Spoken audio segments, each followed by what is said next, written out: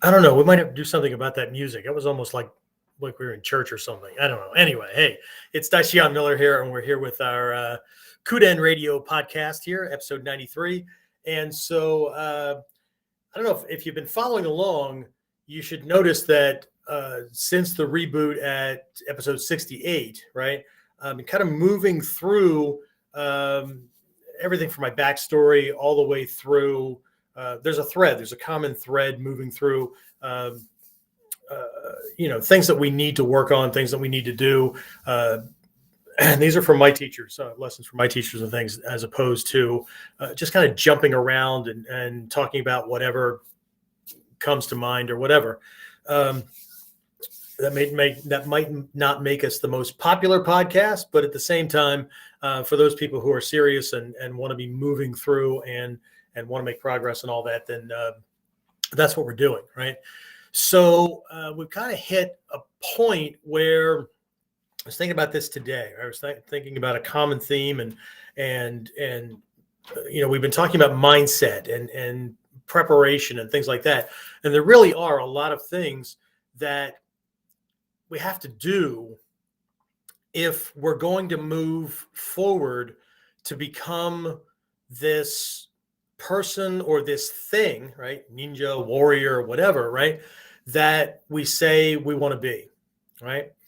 And so what I thought I'd do during this episode is to discuss these concepts, right? Perceptions, reality.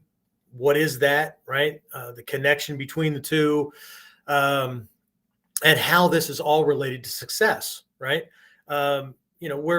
Most folks are jumping on this because they've got some kind of interest in martial arts or warriorship or ninjutsu or bujinkan or something like that, right?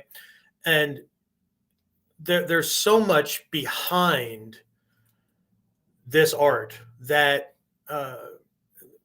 we really do need to get literally, we need to get our head wrapped around what this is. Otherwise, we just end up being a bunch of barking dogs, arguing over who's right and what point and which lessons do I follow, or is ninjutsu this, or is it this, or was this part of being a warrior or whatever, right? So that's it, right?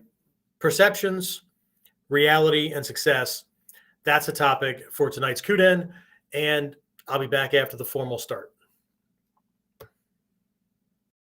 So, the big question is this: how are self-defense and success-minded people like us, concerned citizens worried about protecting ourselves, our loved ones, and the things we care about from the monsters we know exist in the world? How do we train in a way that gives us the skills, knowledge, and understanding we need without becoming paranoid fighters or killers ourselves, and yet still allows us to be the hero protector the world needs us to be? That's the question, and this podcast will give you the answers. My name is Jeffrey Miller, and welcome to KUDEN Radio. Real training for real people in a real world. There we go. Put up our little what do you call them? Logos and things like that, so that anybody that's jumping on and hasn't been here before knows what the hell we're talking about. Anyway, so I've got a couple of quotes for you. Thinking about this, and these are actually from two completely different realms, right? But there's a universality, right? There's a universal or global there's a timeless kind of thing, right? Human beings on this spiritual journey have discovered the same truths regardless of time, era, geography, language, anything, right? And they just keep these common themes keep popping up. And this is why, they tend to fall into this basket that we call truths, right? We could talk about, we may have talked about them in the past, universal truth, conventional truth, personal truth, those kind of things, right? Personal reality. We're going to talk about that a little bit today. But the question, like the same way that I got it, right, can be quite the punch in the face, right? But I got a couple of quotes for you, right? So from the Judeo-Christian side of things, right? I guess it's completely Judeo-Christian, right? It's Old Testament, right? So in the book of Proverbs, right, chapter 23, verse 7, as a man thinketh in his heart, so is he, right? Yes, girls, this is you too, right? I didn't write it, right? But the Buddha also said, you are what you think. With your thoughts, you make your world, right?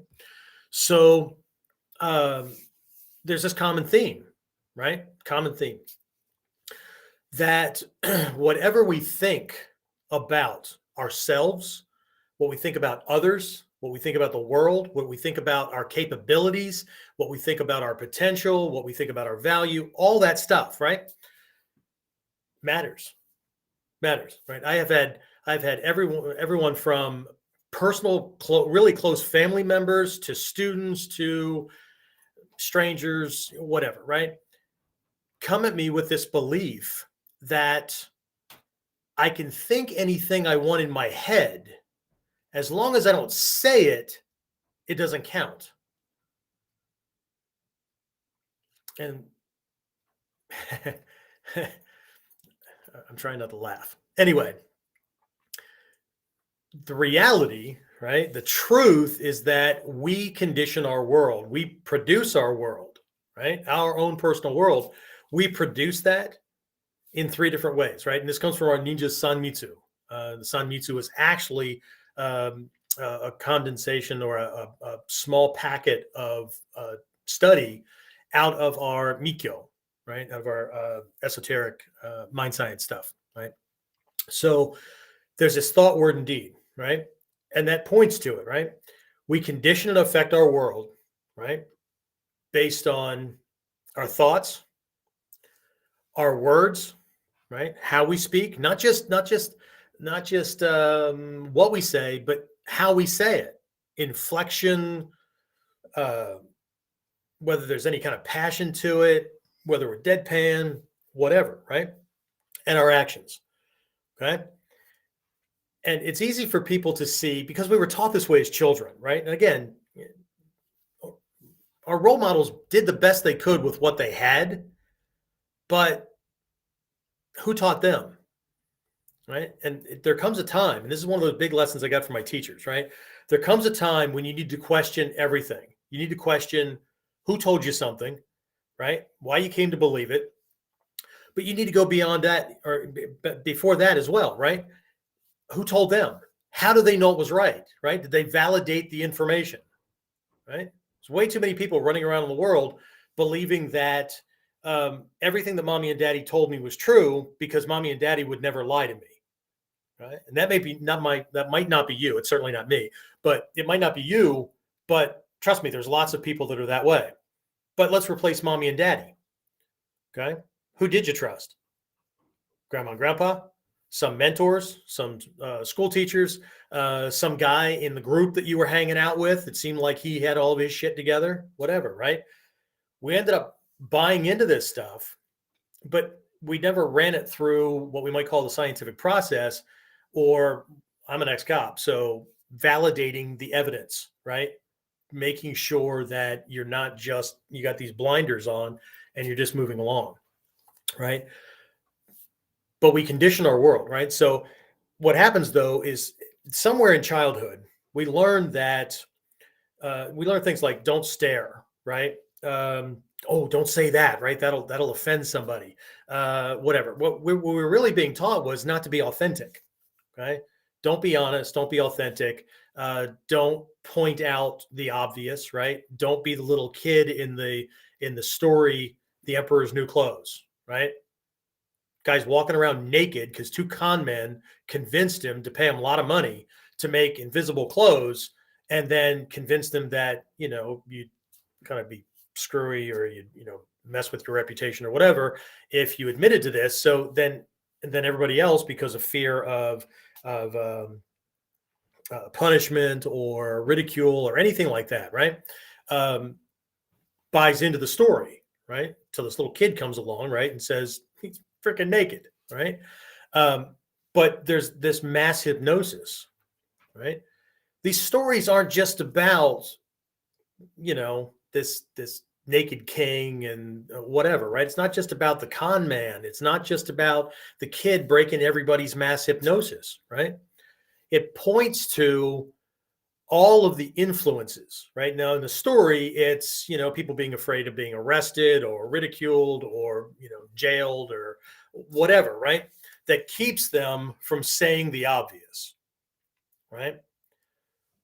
But these stories are loaded with insights that we're supposed to be picking up on, right? And unfortunately, there's way too much contradiction, right? We're read the story, we're told what it means, and then we're also taught to not be authentic and not be the little boy, right? In life or in our world, right? So, but we have to, right? We have to understand, right, that again, at childhood, right, don't say certain things, don't do certain things or whatever, right?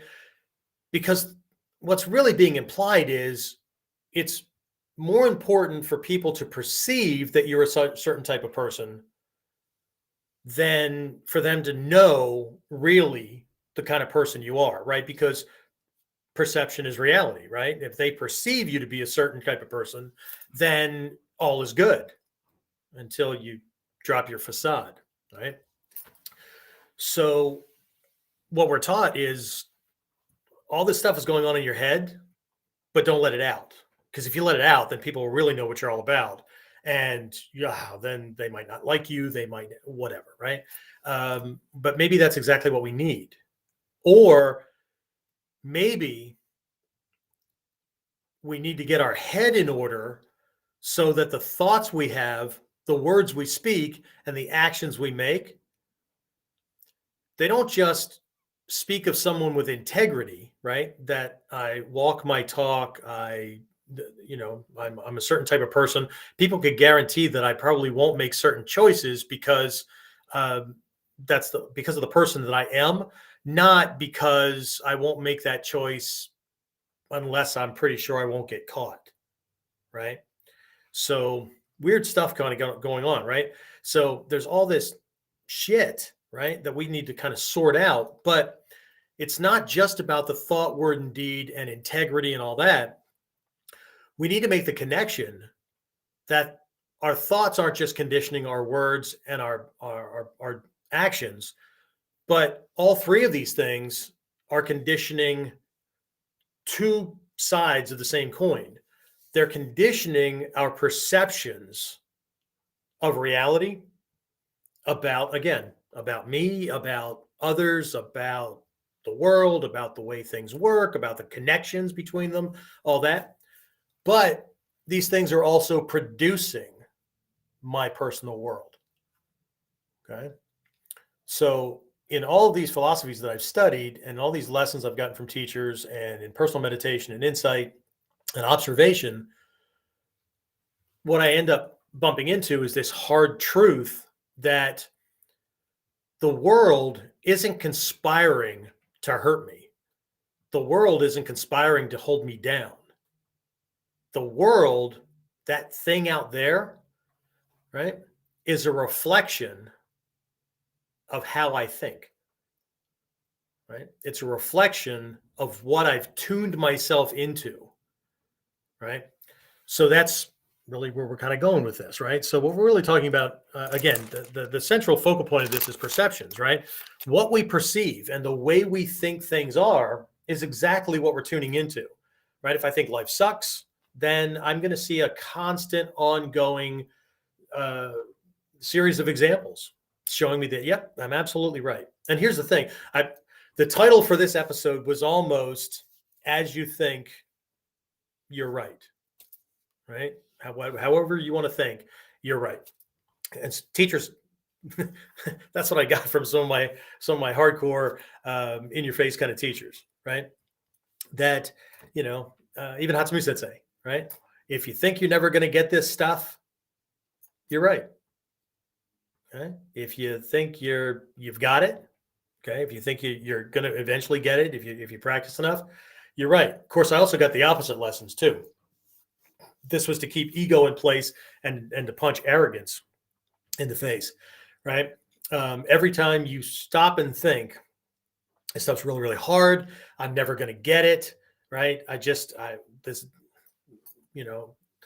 Whatever conditions in the world, right, are just not going to allow me to get this stuff. You're wrong, right? And if you find yourself thinking, oh, I've mastered this stuff, I got it, right? I understand this completely. You're wrong. Well, shit, how can both of those things be right, right? You're right and you're wrong, right? Well, they're coming at things from different perspectives. One is to keep ego in check, and one is to have you not shoot yourself in the frickin' foot before you even get started, right? But and that's one you're wrong kind of thing. But on the other side, right, what we have to come to understand is that whatever we choose to see, the way we choose to look at things, right? I don't care if it's a hard, fast spiritual belief, dogma, or if it's we've just been beaten down by life and experiences and all that, and this is what we've accepted to be true about life, about me, about relationships, about fill in the blank.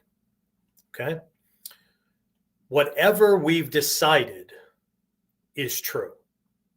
If only for ourselves, if only for me, what I've decided is true, right, is true. That is reality. Now, it may only be reality for me, right? But it's how I'm going to operate, right? It's how I'm going to be based. I mean, how I'm going to base everything, right? So this really focuses on this principle of karma, right? And I know there's lots of beliefs or lots of definitions floating around, right? Everybody from, the karma is this bad shit that happens to you if you do bad things. No. Well, that's not true, right? But karma isn't about bad stuff. Karma isn't luck. Karma isn't fate. Karma isn't destiny, right? Karma, the word karma in Sanskrit, in Pali, it's kama, K-A-M-M-A, right? Karma, kama.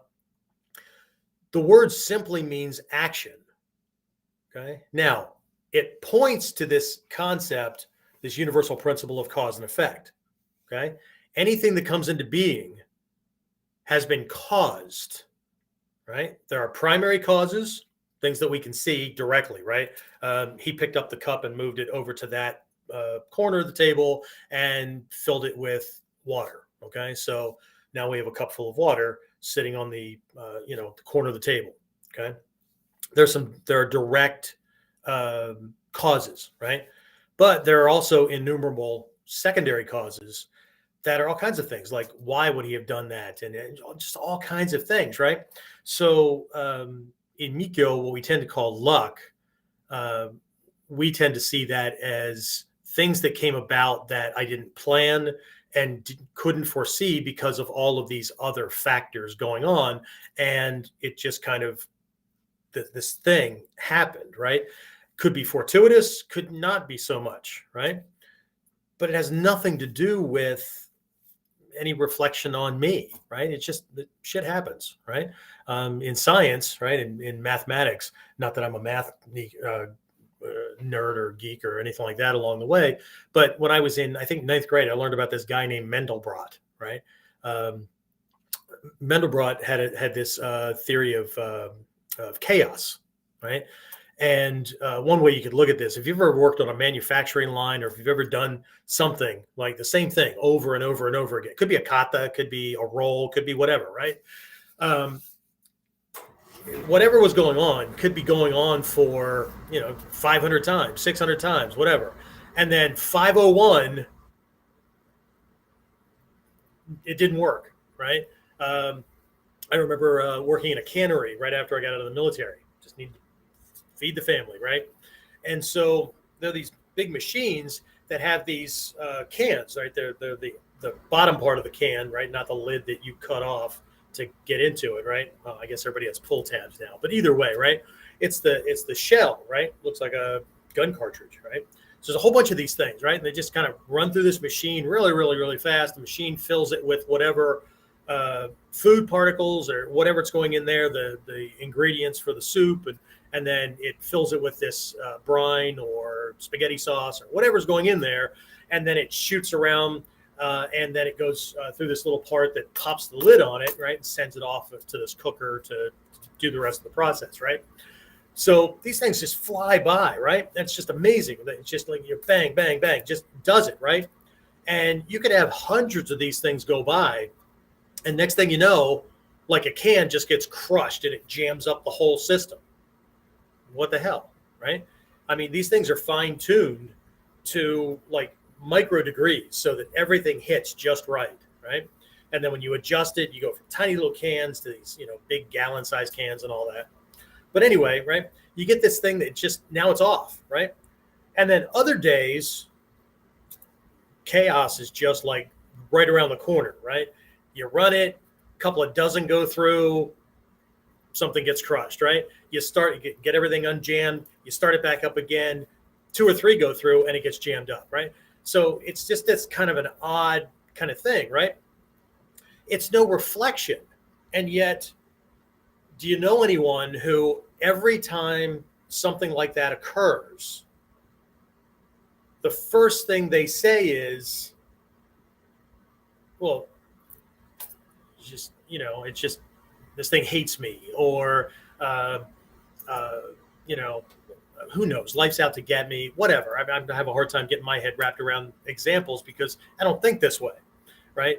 But they do that, right? Or they want to do something, right? They want to train in ninjutsu. They want to do, whatever, right?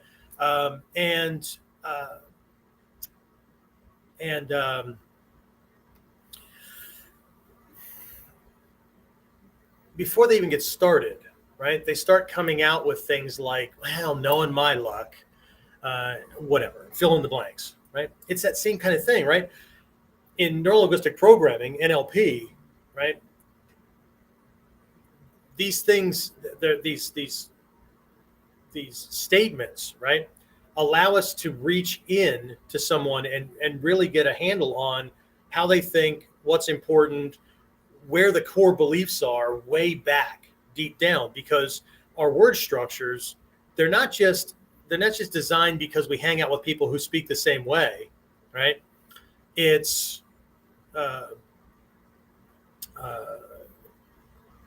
also conditioned by how we believe, or what we believe about ourselves, and these kind of things, right? These perceptions, right? So again, there's this idea of karma, right? And karma has to do with, the cause and effect and how it conditions what you think, what you say, right? But perceptions, right? Perceptions are conditioned, right? Perceptions condition our thoughts. They condition our words. They condition our actions, right? But they're not our thoughts. Okay, we have to understand that we have to get behind this, right? Jen's on. So absolutely, Will, right? We create our own reality. Absolutely, right? What I'm going to try to get to tonight is that we create things without even knowing to what degree we're creating it, right? And for folks that want to really make some massive progress, they don't really understand how much time, effort, energy, persistence is a big one, right? That they're going to need to break through a lot of these things, okay? Because we're already not conditioned for that, right? We're conditioned for, well, as long as you give it a good try. You could always tell everybody, at least you tried. At least you tried. Wasn't that wonderful? Or we were conditioned by, well, it's okay. It's not everything's going to work out for you. I love you just the way you are. I appreciate that. Okay. I wouldn't be trying to change and develop better skills if I was okay with me the way I am. So not everyone's, I don't want to say this without pushing too many buttons. Not everyone or not everything who can or will stop you from getting where you want to go is a monster. Not everyone or everything that will stop you from producing the reality you want to be living is doing it out of malice. They really do believe what it is that they're telling you, and they really do have your best interest in mind, and they really don't want to see you wasting time, wasting effort, draining your resources, hurting yourself. Okay? They also don't want you doing things that they've already convinced themselves that's not possible. So, Jen, see what happens when you take a college course or whatever. Anyway, Jen says in psychology, it's called explanatory fiction. Fantastic. Okay. There's lots of names for these different things, right? Pick one that's going to work for you and know that it's just another dragon that has to be slayed. Okay. So, again, perceptions condition your thoughts, right? They condition your words, your actions, those kind of things, but they're not your thoughts. Okay. Your thoughts are products of and will further condition established perceptions, right? We just kind of skate along, right? One of the definitions I got from a teacher one time, and I was studying this Mikyo mind science stuff, which is ancient psychology, right? Was that our reality is conditioned by that which we have learned and experienced, and will in turn, unless altered, will in turn condition and produce our future reality. So our reality is conditioned by and produced by beliefs, ideologies, prior thoughts, experiences, those kind of things, and will in turn create our future reality. So again, there's a whole process for changing it. I'm not really going to jump into the process. I'll point to a couple of tools during this episode, but what I really want to do is kind of unearth some of these things, right? So perceptions are not your thoughts, right? But again, they're conditioned by your thoughts. They're conditioned by your beliefs. They're conditioned by your experiences. So what I mean by experiences is not just the thing that you did, right? You went to the amusement park and spent the day, right? Great. Okay. But that's also loaded up with the rides, the people that were on the rides, things that happened during those, feelings, sensations, right? So two people that went to the amusement park could walk away at the end of the day, one having the best day ever, and the other one having a crappy day because people were yelling and screaming and stuff was expensive and it was chaotic and whatever, right? So, but also along with these things, right? They're conditioned by our desires, right? And then whether or not we were able to manifest those desires, to what degree, right?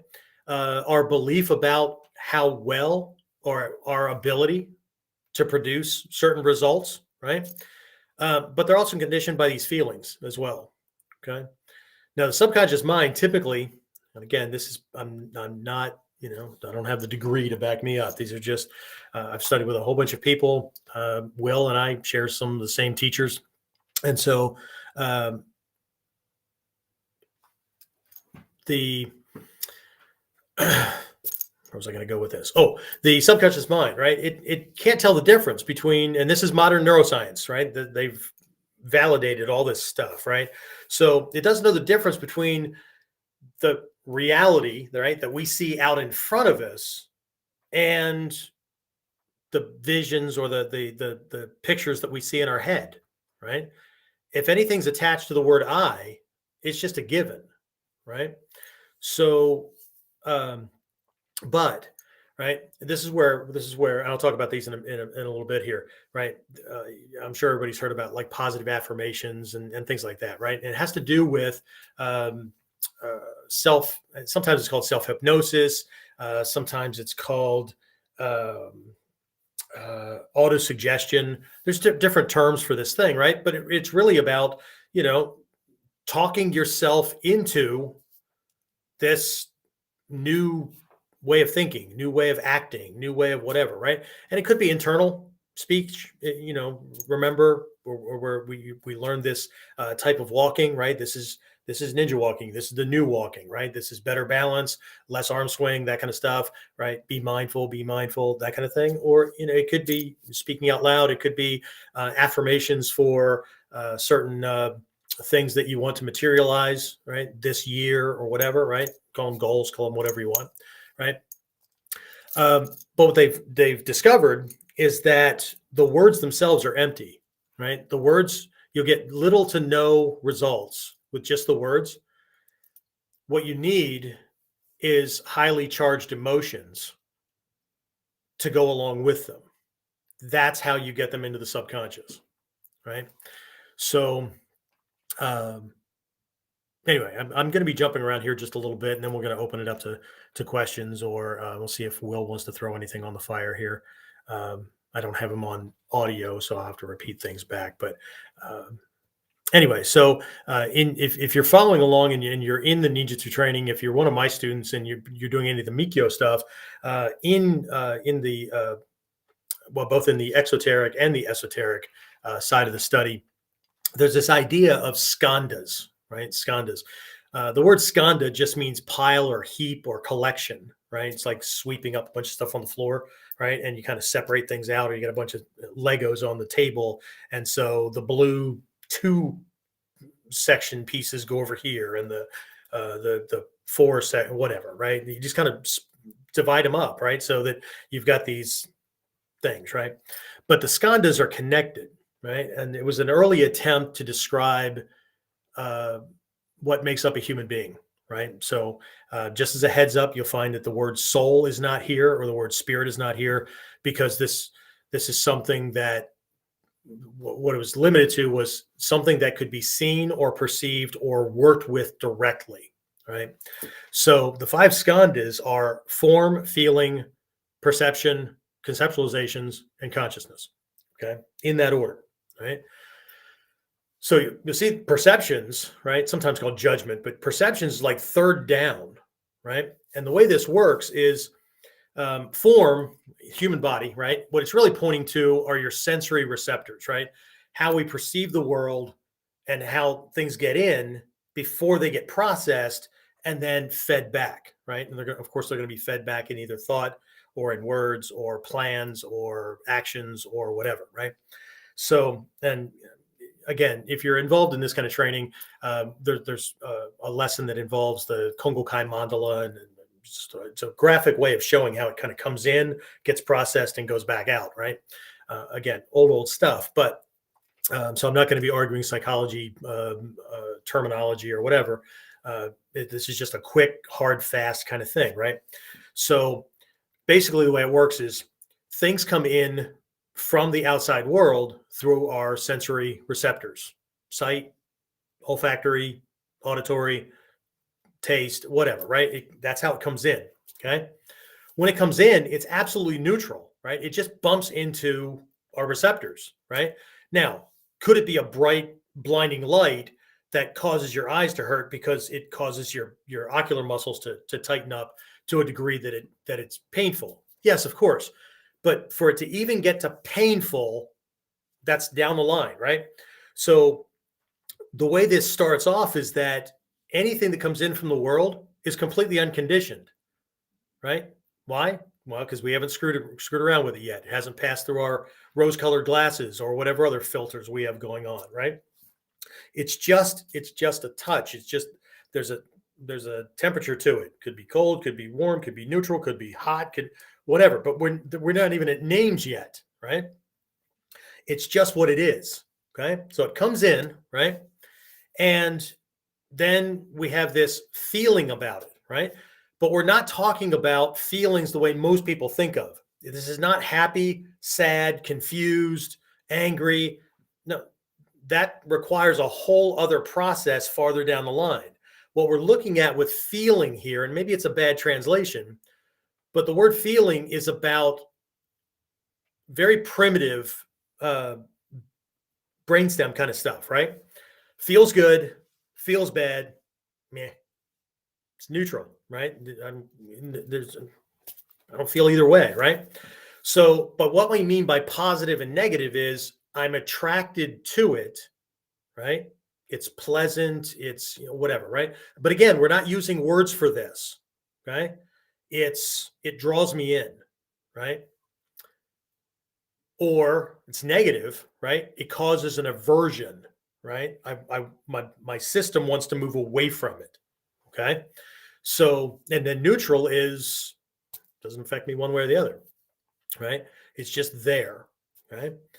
So goes through that system, right? And then based on, so the next one is perceptions, but perception is one of these neat little things, right? It works in two ways, right? If you've already encountered it and already know what it is, right?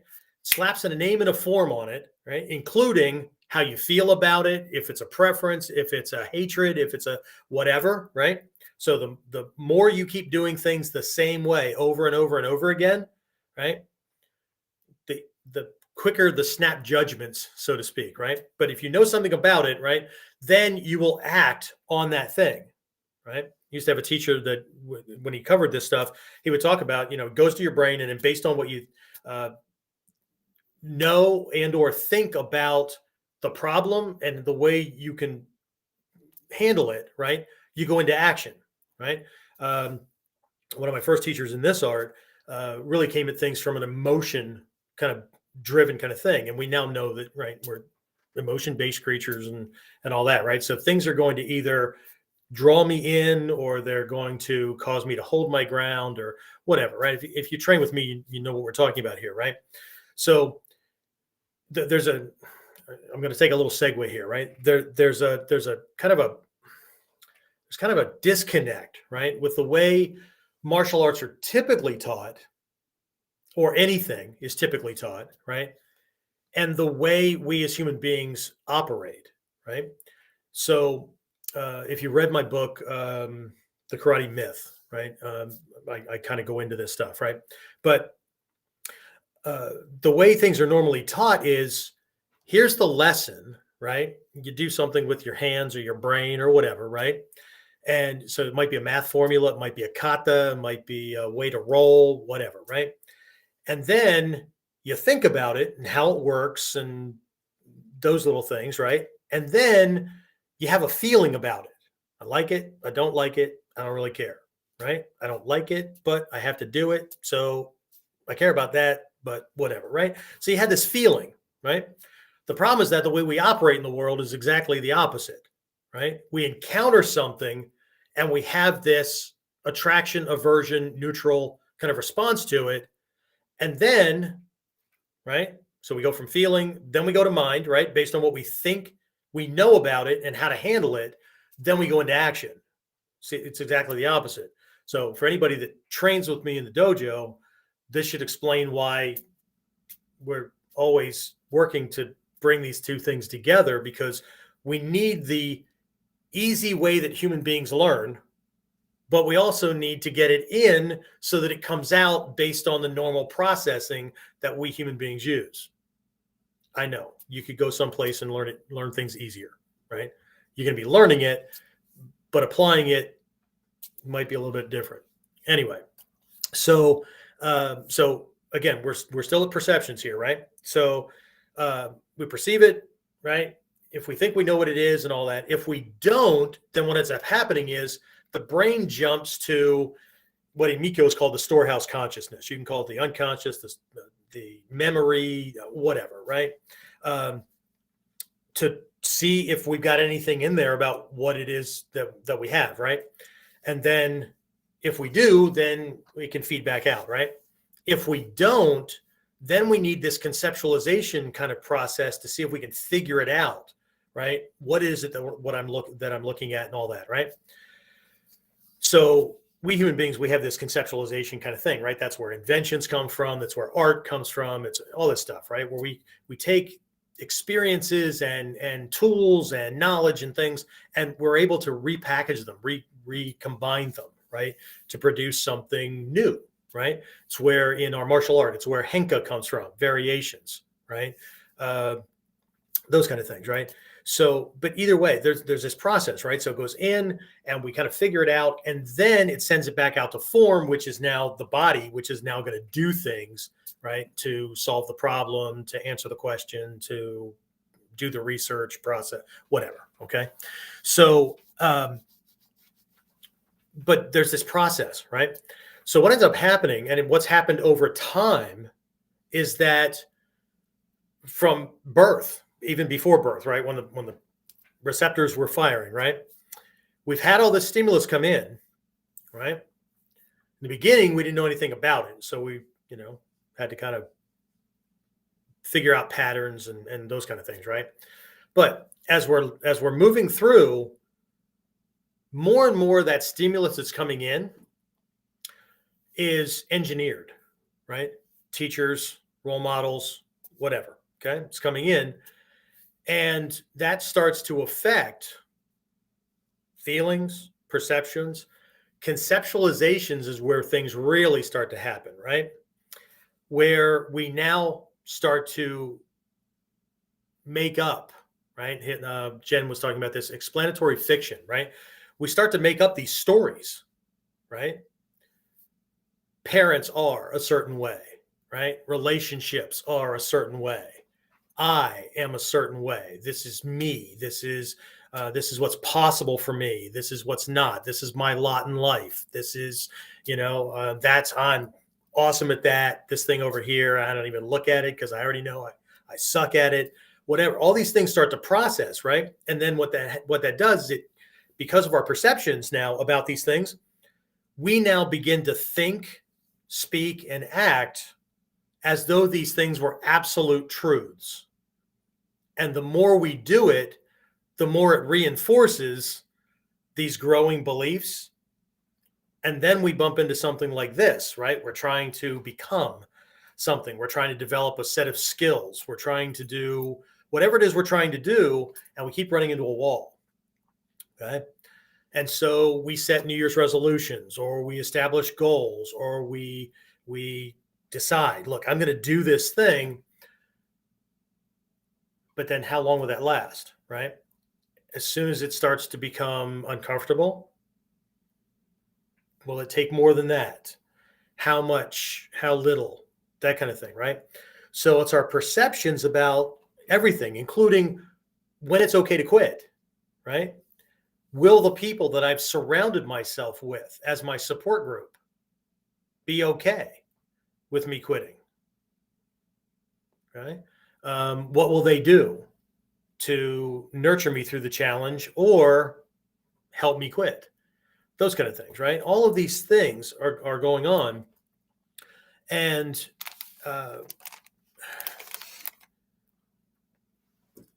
part of the training process is in ferreting out what these things are, right?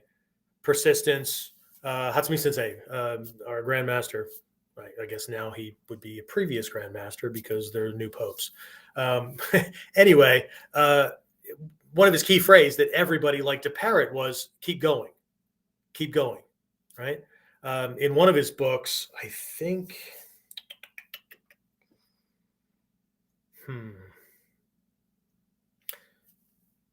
I think it was called Secrets from the Grandmaster. I think that's the title of the one. Will, help me out here. The one that he co-wrote with Stephen and Rumiko Hayes. I think that was Secrets from the Grandmaster, because another one came out. It was a much smaller book, and a bunch of people who felt like they got left out were included in this thing. And I think that one's called The Grandmaster's Book of Ninja Training. Small white book. Anyway, I know I'm stepping on toes, but I don't care. Anyway, so I believe that it's in Secrets from the Grandmaster, where it was just this interview, or not really an interview, it was just this dialogue back and forth, and they just recorded it, right? And then it got transcribed and turned into this thing where they got on this discussion of, how easy it is to quit, because giving it a good try is really a cop-out, right?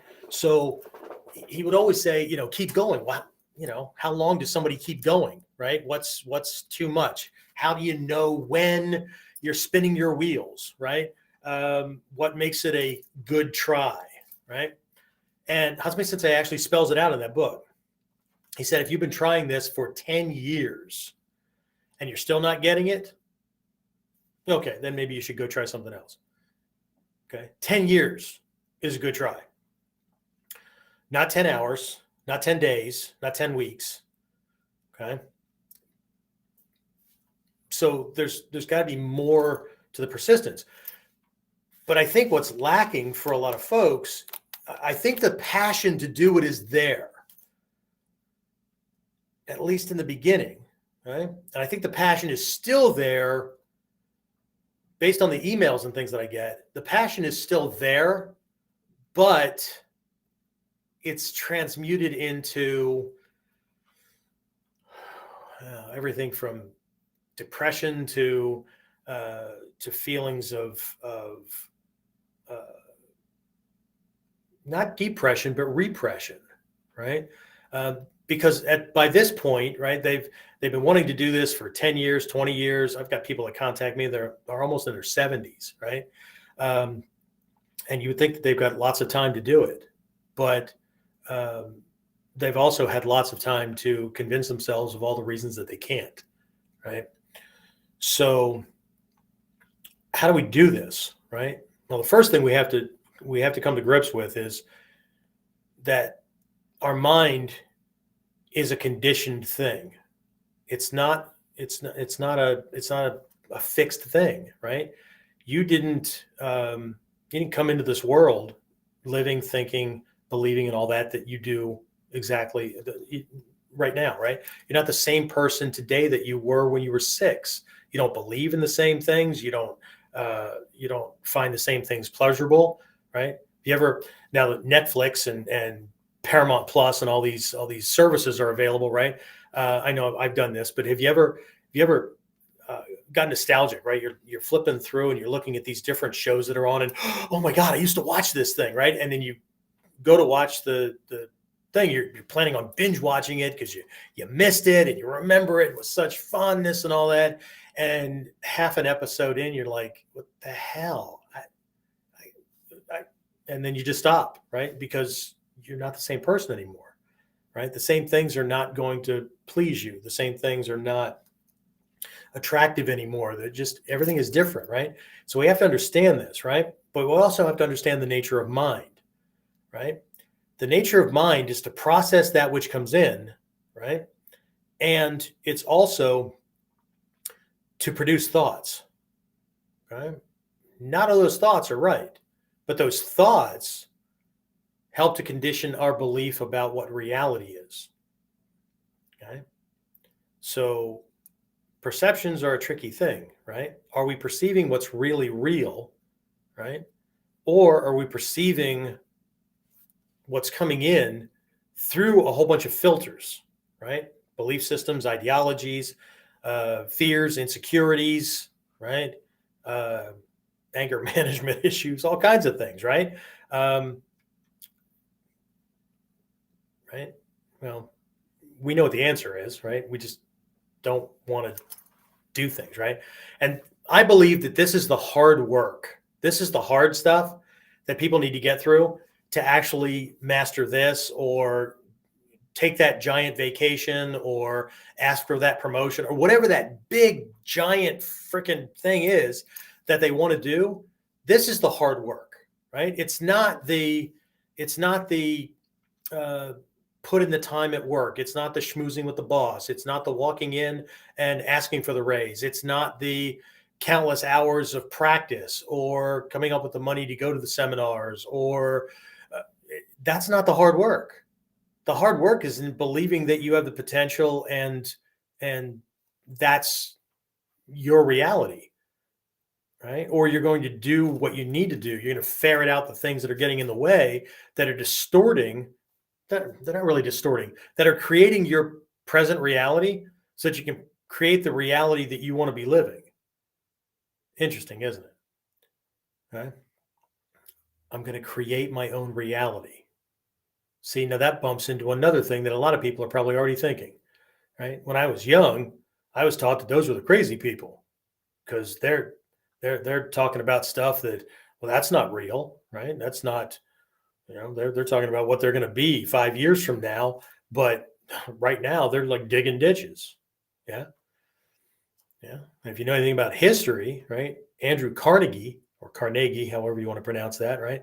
One of the richest guys in the world that actually created the U.S. steel industry, right? Came across from Europe. I think he was Scottish. Came across from Europe in the steerage of a ship because he couldn't afford regular passage, right? And worked as a hard laborer in the steel mills and worked his way up to become like the wealthiest person in that era. Okay. He's also the person behind the Science of Success and all that I suggested that people read. So for somebody that was supposed to be like rich and stingy and not caring about anybody else, he commissioned Napoleon Hill to help him get this philosophy of success out so less people lived in poverty. Interesting. It's not the story I got first time around. Anyway, so the question that comes out of like our training in Mikyo and all this stuff is if the nature of mind is to create thoughts and to process things, right, and give name and form to things so we can navigate around the world and all that, right? The question that really needs to be answered is, are we going to be a slave to our mind, right? And what that means is I can't change anything. This is who I am, right? That's just not me, whatever, right? Okay. This is what's true for me. This is my lot in life, whatever, right? Am I going to be enslaved by my mind or am I going to be the master of my mind?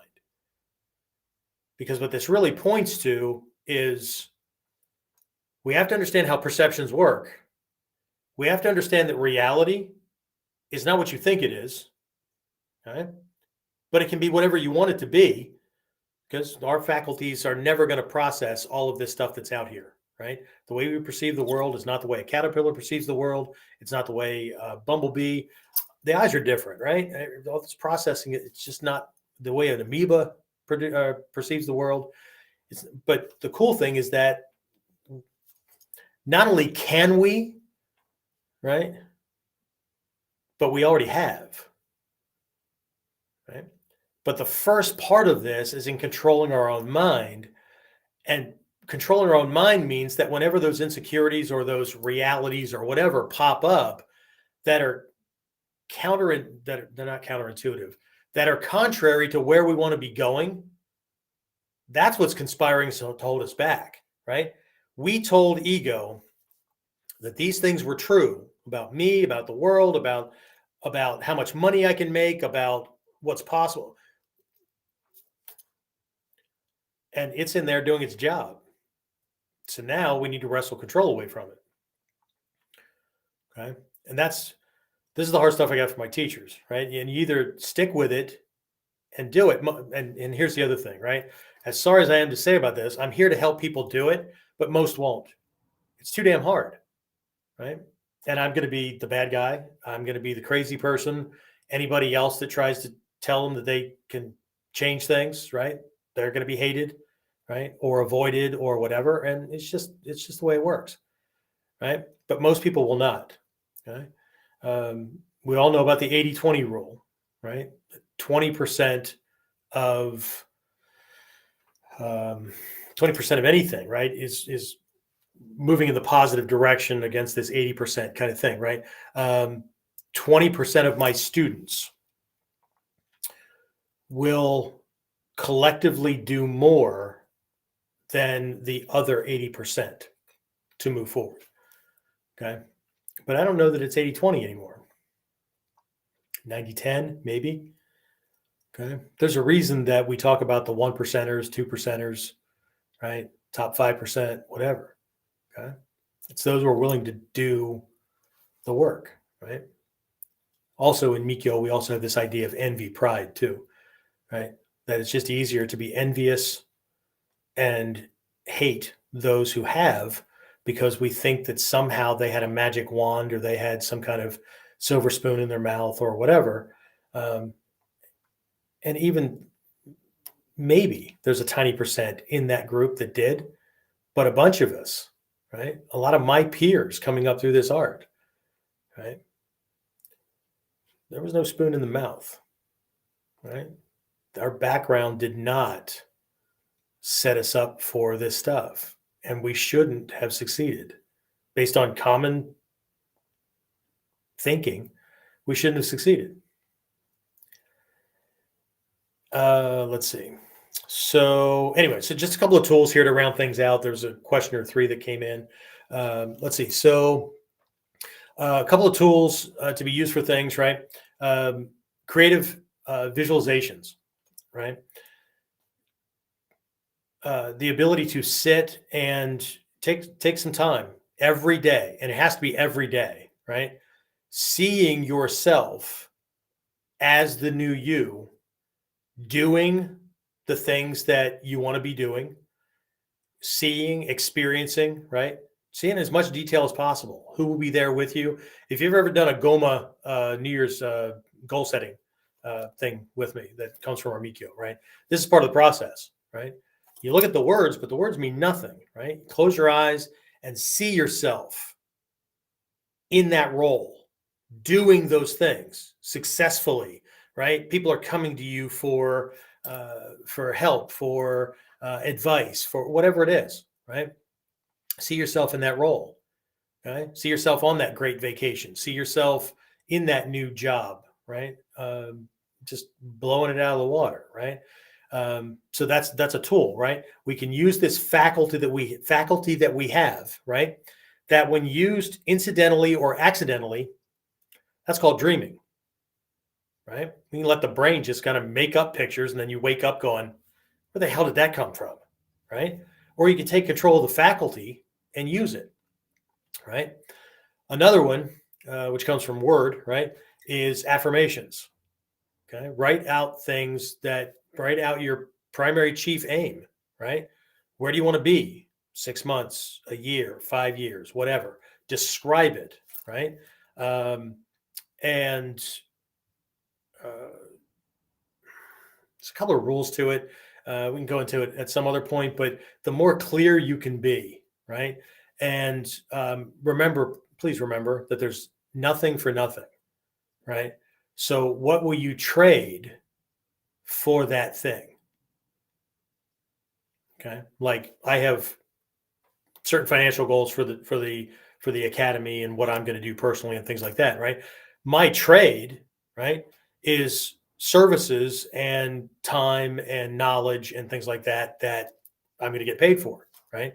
So there's nothing for nothing, right? It's not like if I wish hard enough, somebody will knock on my door and hand me a check for $5,000. Maybe, but I wouldn't put all my eggs in that basket. Okay. So not that you can't envision somebody at your door handing you a check for $5,000, but what's the trade? What are they getting out of it? Okay. Why are they giving you $5,000? Okay. So, but here's the thing, right? We can't just use words, right? I talked about this before, right? These words have to be mixed with deep emotions, right? Passion, desire, right? can you feel what it's going to be like to have those kind of skills? If we're talking martial arts, self-defense, ninjutsu, whatever, right? Somebody comes at me, somebody comes at my wife or whatever, and I drop them on the ground. I have them locked up in this restraint, and I'm giving commands. You call the cops, you watch the door, whatever, right? How do I feel, right? What's the feeling behind that, right? There's a feeling of success. There's a feeling of empowerment. There's a feeling of control, that kind of thing, right? That's just, I got this, right? So when I describe, or actually that's past tense because that's something that's long since gone, right? When I visualize those things, right? It wasn't just like Zen mind. I'm just watching myself doing it, but there's no connection. There's no whatever. No, there was almost a sense of elation. Yeah, got this. Okay. You came at the wrong person. Okay. Those kind of things, right? To have that kind of, and that's why the 3 key words for our dojo is power, confidence, and control, right? These are deep seated emotions, right? That allow us to get where we're going. Anyway, one of the things that when I was jotting out some notes that I took on a piece of paper I found, right?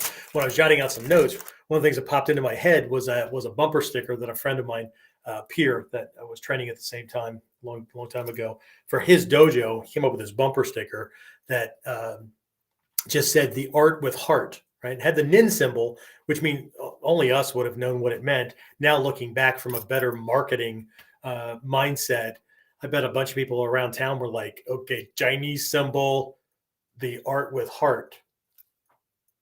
What kind of art? Like Play-Doh, like painting, like whatever, right?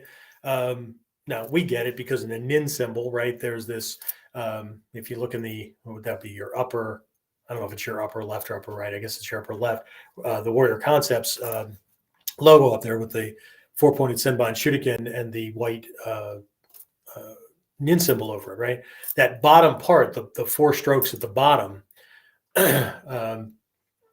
that's Shin, Kokudo, right, for heart. And that's what he was pointing to, right? But what really came to mind was the heart, right? Remember that as a man thinketh in his heart, right? What he believes to be absolutely true. There's no doubt. There's no discussion, right? We don't even need to be talking about this. I mean, this is such an obvious thing, right? That's what we mean by as you think in your heart. The stuff that you take so much for granted that you don't even think about anymore, right? Whether it's true, whether it's not, you just operate based on it. That's where you are. That's your baseline. Okay. So the question is that serving you? Or as another teacher would have asked me, how's your program working for you? Okay. So there's that. Anyway, somebody had posted something in here. James, I don't know if you see these things as well. I don't know who In the Den of Tigers is, but it's a cool name. Anyway, so what's a good book to explore about primary and secondary causes in regards to karma? A good book? The book that all of my Mikyo students are required to read, and it takes a while, is called The Foundations of Tibetan Mysticism by Lama Anagarika Govinda. It's actually a Tibetan name, I think, but he was born in Germany, went off to the east and did his thing. Has some really good books, but that is the must-read book for any of my students that are with me studying Mikyo. It takes the Om Mani Padme Hum mantra that many of you might have heard and breaks each syllable down, and the book it's pretty thick, right? But another one, primary and secondary causes. God, I have so many.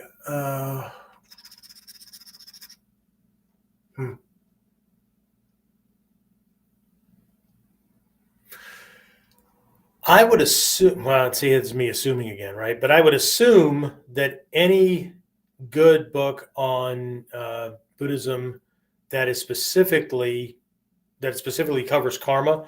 If you went to Amazon or did a Google search, books on karma, primary and secondary, right? You're going to get some of these things popping up because you need to go deeper into it, right? Karma covers the third noble truth, right?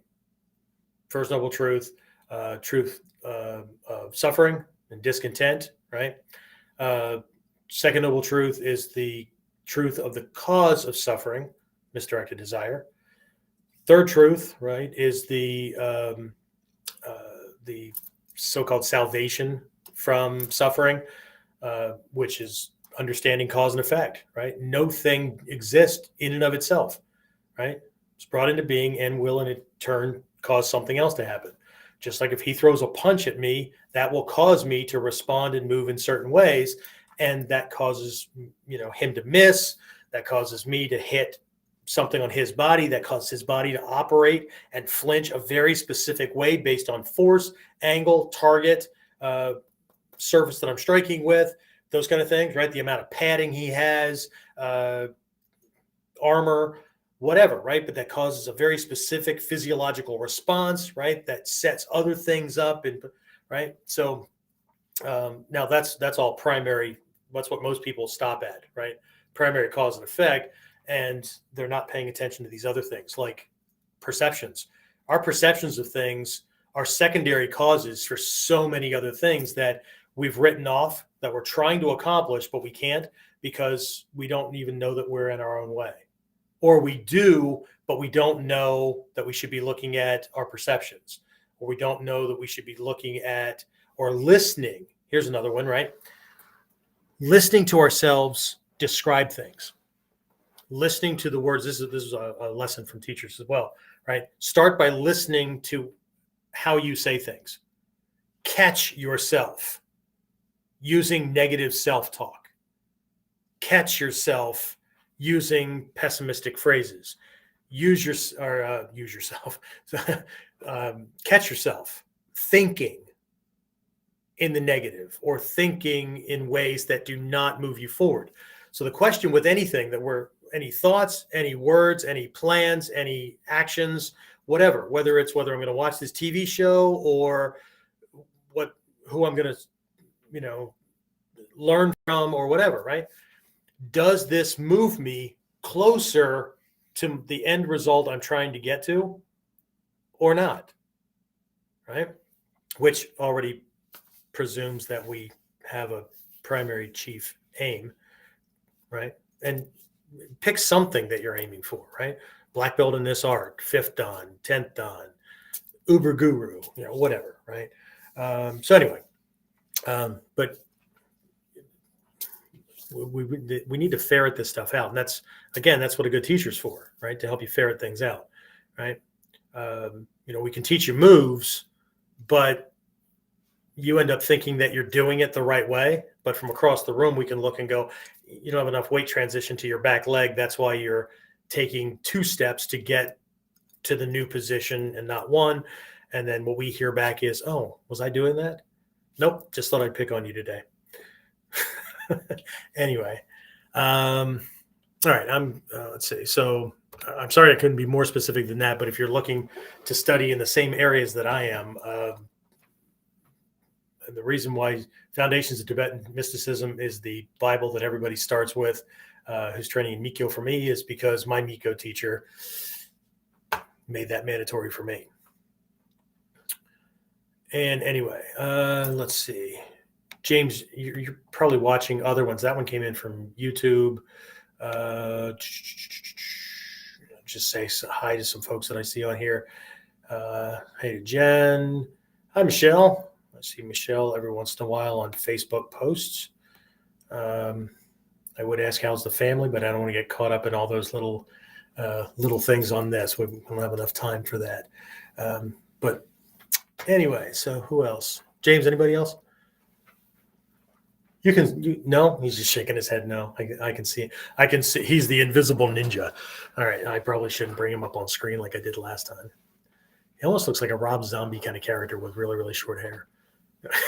I don't even follow that guy. My wife does. So she's got t-shirts with the pictures. Anyway, so I'm glad I can make you smile. James got his brown white belt. So he's third Q, right? Jumped over a bunch of Qs, but that's what you get when you don't frickin' test and forever how long. All right, so what else? So if you change enough secondary sources, you can derail or change primary causes. Oh, now we're really going to get deep. Somebody's going to have to start paying for classes here. No, the rule of karma is that all karma must cook itself off, positive, negative, whatever. It must play itself out unless it is acted upon by stronger karma. Now, does that mean it goes away? No. It's a question I asked my teacher too. No, it'll still play itself out, but you can minimize it. What Miko's all about is in getting, especially negative karma, but any karma, to cook itself off as fast as possible, which means you're going to have the suffering and discontent that your karma produced, but you're going to condense it. So you better believe in this too shall pass, right? Because what most people try to do is prolong the outcome or hide from it. And then when it happens, their responses to it exacerbate the problem and make the problem even bigger and produce more negative karma. So if you change enough secondary sources, it's not secondary sources, secondary causes, right? So you don't really change them. See, here's an example of making change that most people don't think of, right?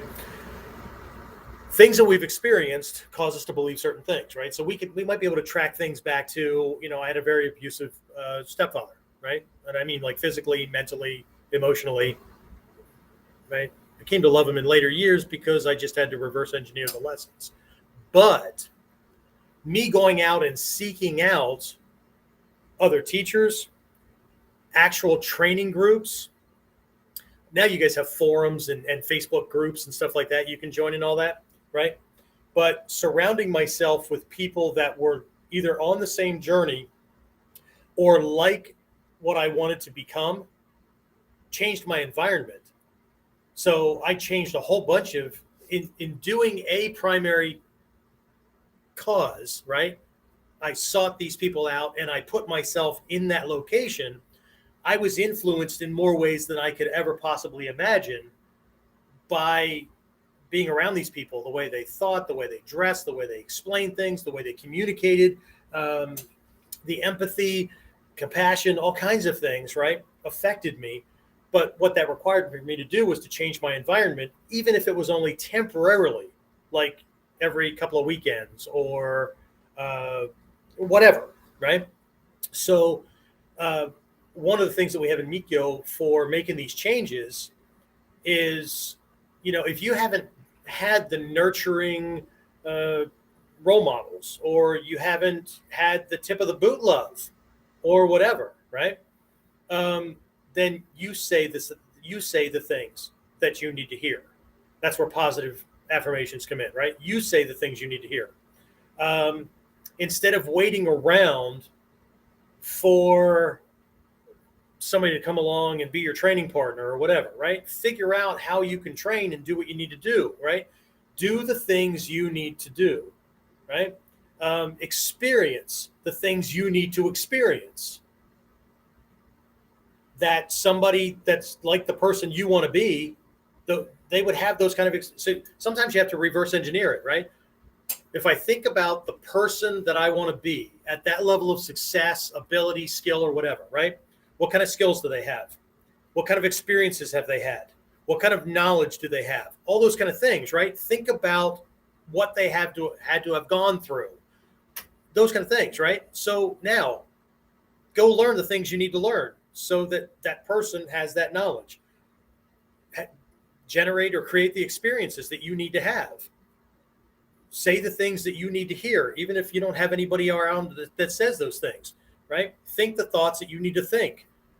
Those kind of things, right? It's a constant process of recreation. You are literally recreating yourself. What's this? Damn, so I guess you just have to suck it up. What am I sucking up? What are you sucking up?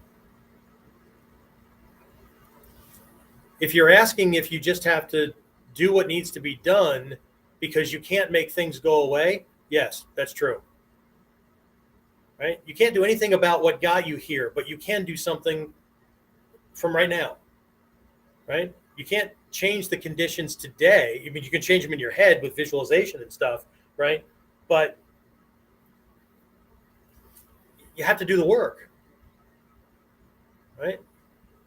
Most people won't do the work. Most people see the work as being too difficult, and it's just easier to accept where they are, who they are, and what's going on, and blame the world and live in anger and hatred and all that kind of crap. It's just easier, right? Because they don't want to have to do the work. It's too freaking painful. They don't want to look at themselves. They don't want to accept responsibility for whatever part they had in it, right? It's easier to blame. Look, this is a lot of hard work. This is going to take more effort, energy, resources, right? For a lot of folks, it's a change in diet. It's a change in making sure that you're mindful of deep breathing and stuff like that. So your brain gets the oxygen you need, your body gets the nutrients it needs, all that kind of stuff, so that the batteries are charged and you have the energy to move forward. When I said this is difficult, this will tire you out. Okay. Okay. So anyway, what else we have? Let's see. Put your boots on and get going. Don't get caught up in how to tie your laces and then get angry because you couldn't go do the things you wanted because you don't know how to tie your shoes. Yeah. Okay. We live in a world of Velcro and people wearing flip-flops in -9-degree weather because it's just fucking easy. You got to do the things you got to do so that you can do the things you got to do so that you can end up in a position or in a place or as the person who can do all the things that you want to do.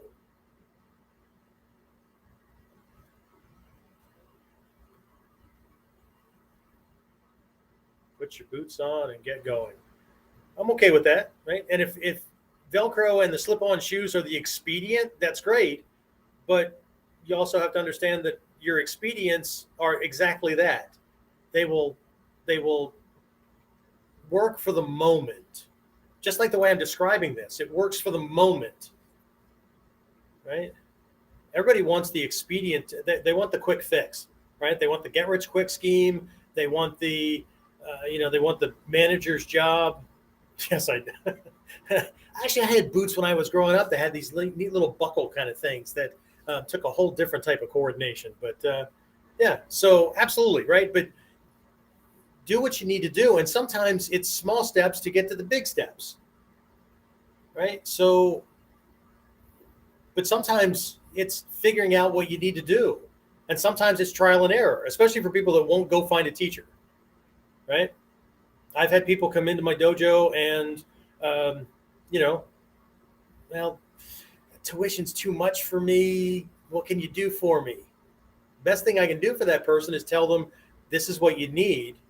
So unless you're going to work for me part-time to work off part of the tuition, and that never goes well because people forget that they're working off tuition and there's a trade. Money just didn't change hands. 99.9% of them decide that they're not getting paid enough for what they were trading off for training. And then they want a paycheck, but they haven't been coming to training to get what I owe them. So, wow. Because it's too hard.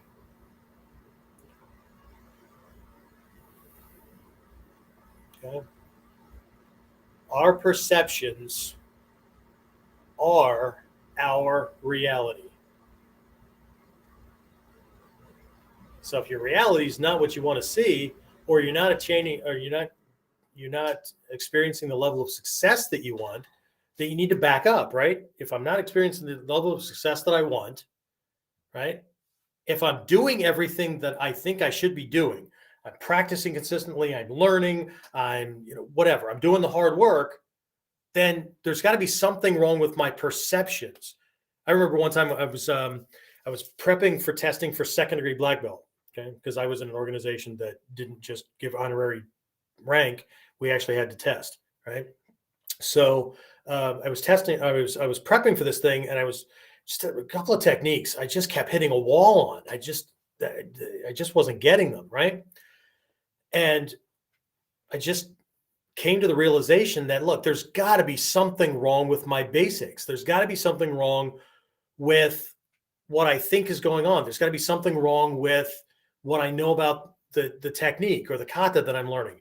But what I did was I decided there had to be something wrong with my basics. All this stuff that I took for granted, there has to be, right? There's got to be something wrong with what I think is right?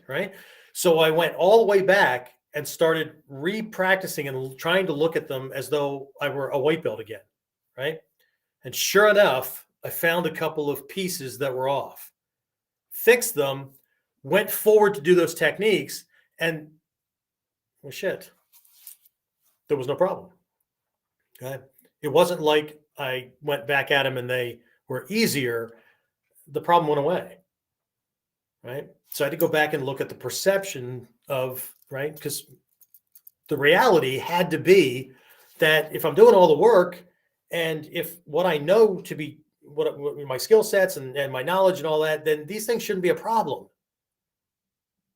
Well, then there's got to be something off. So if I'm not experiencing the level of success that I want, right, if that's not my reality, then there's got to be something wrong with my perceptions, right? Because my perceptions create my reality. The world is my litmus test. It feeds back exactly what I'm creating with my thoughts, my words, and my actions, right? If I'm attracting people to me that are just users, abusers, they're negative type people or whatever, they're attracted to me for a reason, right?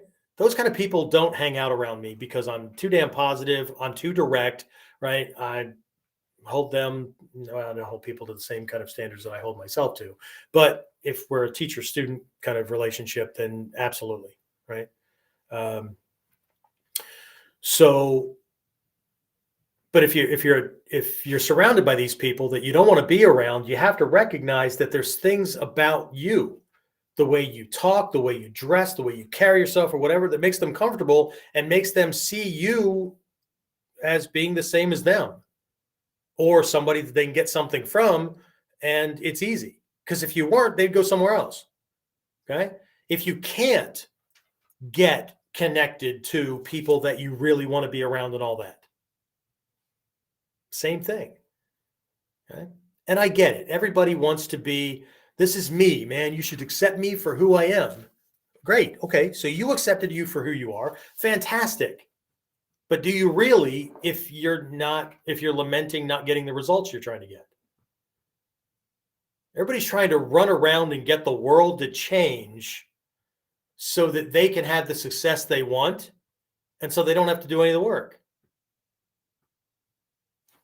Good luck with that. Okay. What I have found I have no more or less belief that this is true than anybody else who has a contrary belief system. This is mine. It works pretty damn well. But I believe that life will give you exactly what you ask for from it. Not even ask, demand. But remember, there's nothing for nothing. So make sure that you're worthy of that thing that you're trying to get. Okay? Life will give you exactly what you demand. The question is, do you believe that you deserve that thing that you're trying to demand? Because doubt and all that cancels everything out. Because doubt is an emotion, and doubt will go along into the subconscious mind, and it affects your own personal image of you. We have to get this shit straight. We have to get our head wrapped around this, or we'll always be struggling to get to the level of success that we want. For those of you who've been following me for a while, you know that, James, when was it? I don't know, maybe 6 months ago when I had that little moment where I was pissed off. 4 months ago, something like that, right? Where I realized that I had surrounded myself, not really surrounded myself, but I allowed elements and certain types of mindset and all that to seep in, and I wasn't minding mind. I didn't have guards at the gate, so to speak. And their mentality, their belief systems, those kind of things affected mine and brought my levels of operation way, way down. And when I realized that I was stuck in this loop, I realized that I forgot the damn lessons, right? And I wasn't acting on them.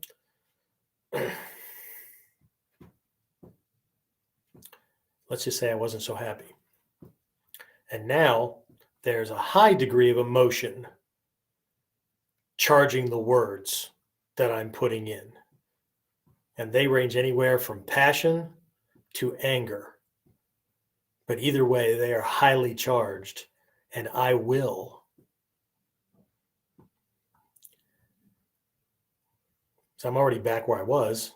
That didn't take long, but I will get that which I'm after.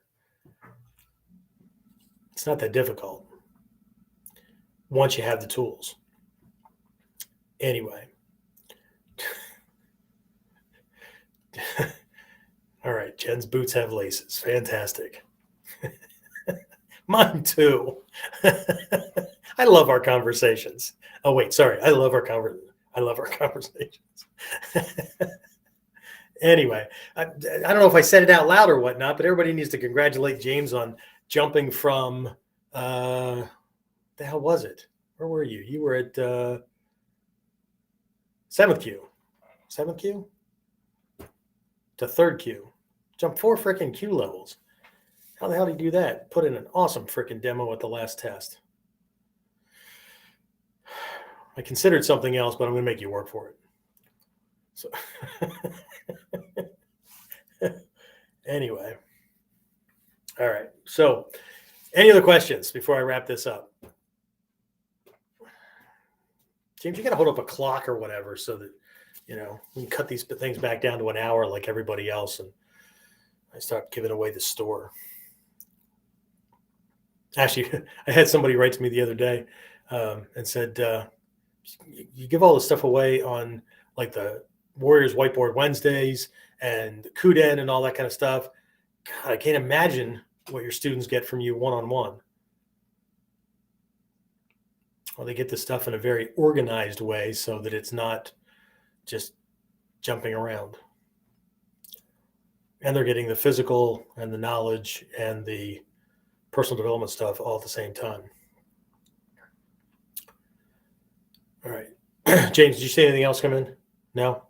Okay. Are you on multiple? Do you have multiple feeds?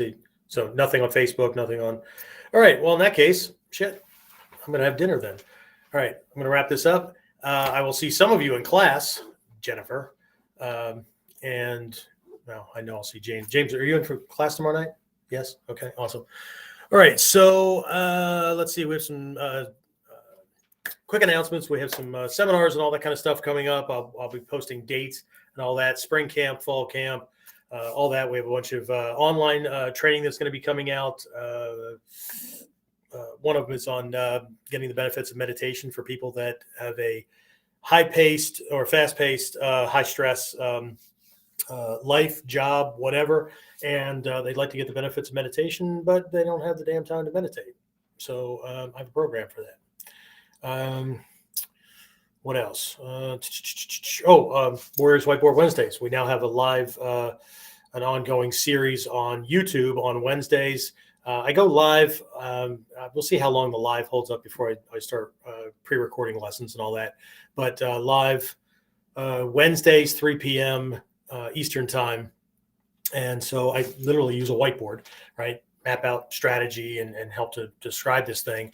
And then that actually ties in with a deep dive kind of class that we do on Fridays at the dojo. That's the theme. And then we go in deeper. So this past Wednesday, we did kind of a neat little geometry trick for breaking balance much easier, right? So you can do your throws, locks, takedowns, and all that kind of stuff easier. And then we looked at that on Friday, but it was really around recovering from throws where they're resisting or they're able to slip out easily or whatever, right? Playing around with these different angles and whatnot, and being able to do it intuitively. So cool stuff. So if you get a chance to check it, again, we're on YouTube. What is my page over there? I don't know. We'll post it. It gets posted on online ninjutsu training Facebook page, this page, the KUDEN podcast page on Facebook. If you're subscribed to me on YouTube, I post a little note on there too. Where else? Anyway, we're all over the place, right? If you're on my mailing list, that gets sent out, all that stuff. So anyway, all right. That's it, guys. I will talk to everybody again next time. Be safe. Have a good, where are we? This is Monday. All right. Well, have a good week. Unless you're listening to a recording, in which case have a next couple of follow-up days. All right. That's it. Talk to you next time. Be safe.